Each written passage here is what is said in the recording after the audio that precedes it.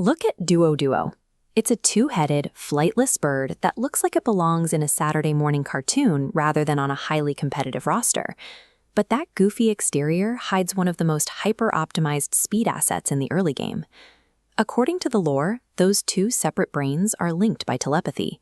They constantly coordinate their movements, and they even take turns sleeping, so the body is never truly vulnerable. That biological hypervigilance translates directly into its mechanical design. Duo is built to strike fast, to act first, and never stop moving. The question is whether this avian track star actually deserves a highly contested spot on your 6-slot mainline RPG roster, or a place in your 5-slot sleep camp. Choosing Duo means committing fully to the glass cannon strategy. You are completely forfeiting defensive utility and bulk in exchange for raw, unadulterated speed. This quadrant chart maps out the early game normal and flying types.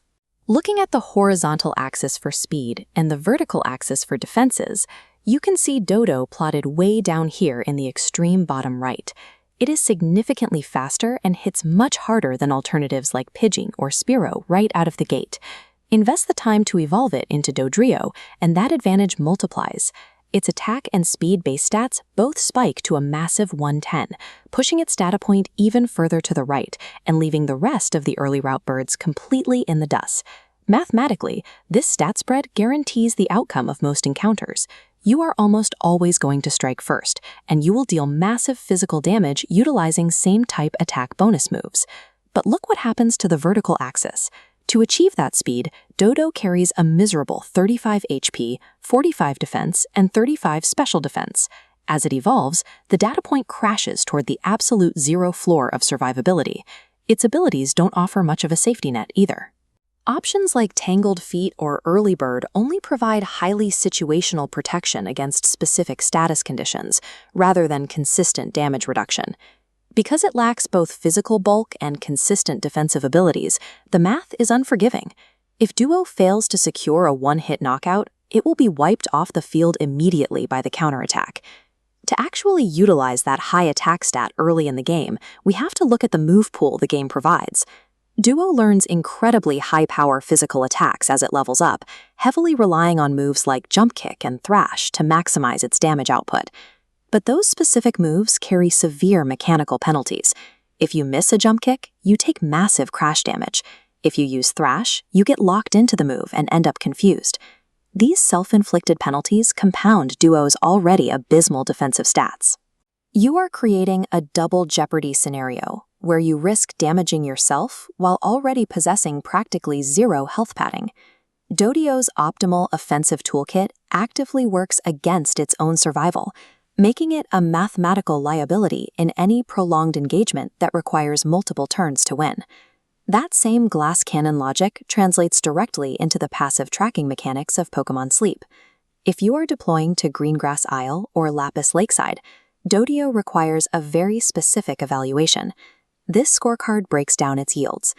As a berry specialist, Doduo boasts a blistering 1 hour and 3-minute base frequency for gathering Pamtree berries, which vastly outpaces its much lower ingredient rarity yield. Notice how the Charge Energy S main skill creates an automated feedback loop. It allows Doduo to restore its own energeticals, maintaining that rapid gathering pace without needing constant sleep recovery. If you spend 40 candies to evolve it into Doduo, that loop gets even tighter, granting a permanent, significant bump to both gathering speed and carry capacity. The trade-off here is its ingredient pool. Soybeans, cacao, and bean sausage are nice secondary pulls, but they absolutely will not carry your late-week cooking pot requirements when recipe demands scale up. In a passive tracking environment, Doduo operates as a self-sustaining engine. You are trading away end-game culinary versatility to secure massive early-week berry volume. Making the final call on Doduo comes down to matching its extreme stat profile with your specific risk tolerance. We can divide players into two distinct profiles. Let's look at this decision tree. If you are a mainline RPG player and your playstyle leans toward aggressive, fast-paced combat, this flowchart points you straight to the invest heavily outcome. Investing here ensures rapid progression through the mid-game routes. You will easily sweep slower opponents before they can even register an attack. You just have to accept the cost of doing business. The moment you encounter physically bulky walls or the rare faster threat, you will be forced into constant switching and burning through healing items. Now watch the second branch of our decision tree. If you are a set-and-forget passive player currently stationed on Lapis Lakeside and Pokémon Sleep, your optimal path points to using Doduo temporarily as a dedicated berry engine. This deployment provides a highly efficient, low-maintenance asset that requires minimal manual checking throughout the day thanks to its self-charging skill. However, you must actively avoid Doduo if you are building a mainline stall and defense team, or if you are pushing into late-game sleep stages, where complex, high-value ingredient specialists are absolutely mandatory. Ultimately, Doduo is the definitive aggressive early adopter asset.